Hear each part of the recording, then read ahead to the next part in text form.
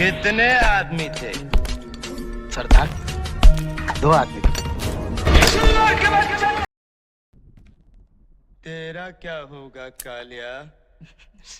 सरदार, मैंने आपका नमक खाया सरदार। जय हिंद दोस्तों। तेरा क्या होगा रे पाकिस्तान, ये एक सिर्फ थंबनेल नहीं है, ये एक रियल जियोपॉलिटिकल सवाल बन चुका है आज की डेट में। और यूएसए और ईरान के बीच में डील फेल हो चुकी है, टेंशन अब पीक पे है और जो सिचुएशन बन रही है उसमें पाकिस्तान एक ऐसी पोजीशन में आ गया है जहां से उसका बचना नामुमकिन है।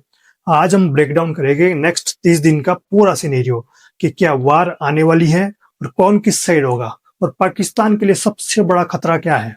सबसे पहले समझ लेते हैं कि डील फेल होने का मतलब क्या है। जब यूएसए और ईरान टॉक्स कर रहे थे तो होप ये थी कि न्यूक्लियर इशू सॉल्व हो जाएगा और टेंशन और कम हो जाएगी, लेकिन टॉक्स कोलैप्स होने का मतलब है अब डिप्लोमेसी ऑलमोस्ट खत्म। यूएसए का गोल सिंपल है, ईरान के न्यूक्लियर प्रोग्राम को कंट्रोल करो। ईरान का स्टांस भी क्लियर है, वो अपनी सॉवरेनिटी और पावर कॉम्प्रोमाइज नहीं करेगा। अब रिजल्ट यह है, अब दोनों कंट्रीज डायरेक्ट कन्फ्रंटेशन की तरफ आगे बढ़ रही है। और जब दो पावरफुल नेशन इस लेवल पे टकराते हैं तो बीच में जो कंट्रीज होती है ना, उनका सबसे ज्यादा नुकसान होता है और यहीं से पाकिस्तान का रोल स्टार्ट होता है। और अगर करंट ग्राउंड रियलिटी की बात करें तो गल्फ रीजन में मिलिट्री मूवमेंट बढ़ चुकी है, नेवल प्रेजेंस स्ट्रांग हो रही है और इकोनॉमिक प्रेशर ऑलरेडी पीक पे है। ऑयल रूट पे टेंशन हाई है और ईरान ओपनली बोल चुका है कि वो पीछे नहीं हटेगा। यूएसए भी एग्रेसिव स्टांस ले चुका है। मतलब सिंपल है, अब ये नेगोशिएशन नहीं है, अब ये प्रेशर वार है। और अगले 7 से 10 दिन का जो सबसे पहला सिनेरियो दिखता है वो है लिमिटेड वार। ये फुल स्केल वार नहीं होगी, लेकिन क्लैशेस जरूर होंगे। उसमें ड्रोन अटैक होंगे, मिसाइल स्ट्राइक होगी, ऑयल टैंकर पे अटैक होंगे। इसको बोलते हैं कंट्रोल्ड एस्केलेशन। दोनों साइड एक लिमिट मेंटेन करेंगे लेकिन टेंशन हाई रखेंगे। और जो सबसे बड़ा इंपैक्ट आएगा वो आएगा ऑयल पे। स्ट्रेट ऑफ हॉर्मुज दुनिया का सबसे इंपॉर्टेंट ऑयल रूट है। अगर यहाँ डिस्ट्रप्शन होती है तो ग्लोबल इकोनॉमी हिल जाती है।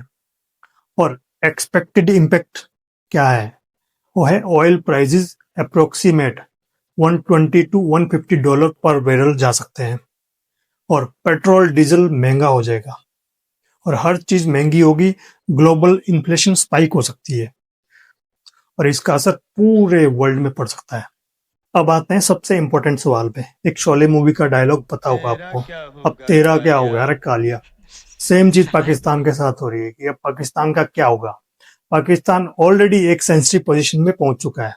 यूएसए के साथ रिलेशंस है, ईरान के साथ उसका बॉर्डर है और इंटरनल कन्फ्लिक्ट है और इंटरनल इकोनॉमिक क्राइसिस भी है। जब यूएसए ईरान कन्फ्लिक्ट एस्केलेट होगा तो पाकिस्तान ऑटोमेटिकली बीच में आ जाएगा। सिचुएशन क्या होगी, दो आग के बीच में पाकिस्तान जल रहा है।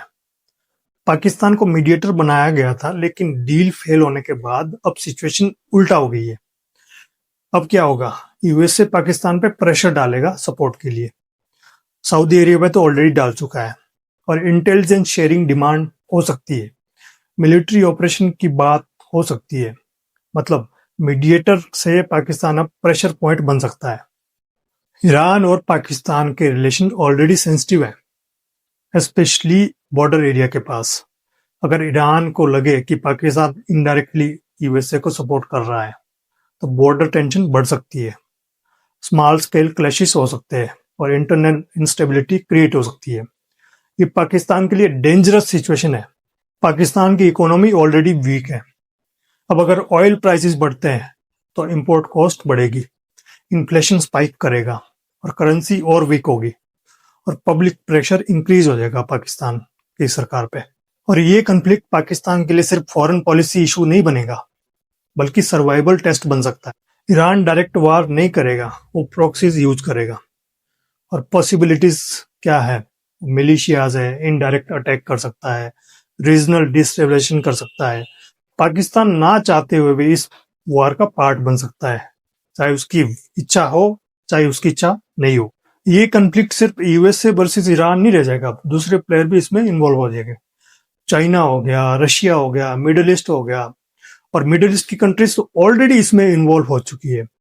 इससे सिचुएशन और ज्यादा कॉम्प्लेक्स हो जाएगी। अगर सिचुएशन कंट्रोल से बाहर जाती है तो फुल स्केल वार हो जाएगा, ऑयल रूट्स सारे बंद हो जाएंगे, ग्लोबल रिसेशन आ जाएगा और पाकिस्तान हेवीली अनस्टेबल हो जाएगा और ये गेम ओवर जैसी सिचुएशन हो सकती है पाकिस्तान के लिए। और अगर प्रेशर काम कर गया तो लिमिटेड क्लैशेस के बाद सीज फायर हो सकती है, दोबारा से टॉक्स रीस्टार्ट हो सकती है और न्यू डील फ्रेमवर्क आ सकता है। लेकिन इसमें भी पाकिस्तान को केयरफुली बैलेंस करना पड़ेगा। फाइनल रियलिटी क्या है? यूएस से ईरान डील होने के बाद दुनिया अब डेंजरस फेज में एंटर कर चुकी है। ये सिर्फ दो कंट्रीज का कॉन्फ्लिक्ट नहीं है, ये एक ऐसा पावर स्ट्रगल है जिसका इम्पैक्ट हर कंट्री पे पड़ेगा। और लास्ट में वही क्वेश्चन कि अब तेरा क्या होगा रे कालिया, और वो कालिया है पाकिस्तान। और पाकिस्तान इस टाइम पे सबसे ज्यादा रिस्की पोजीशन में और सबसे ज्यादा प्रेशर में और सबसे ज्यादा डैमेज फेस कर सकता है। और सिंपल लाइन में समझो, गेम अब यूएसए वर्सेस ईरान का है, लेकिन इस पे सबसे बड़ा टेस्ट पाकिस्तान का है।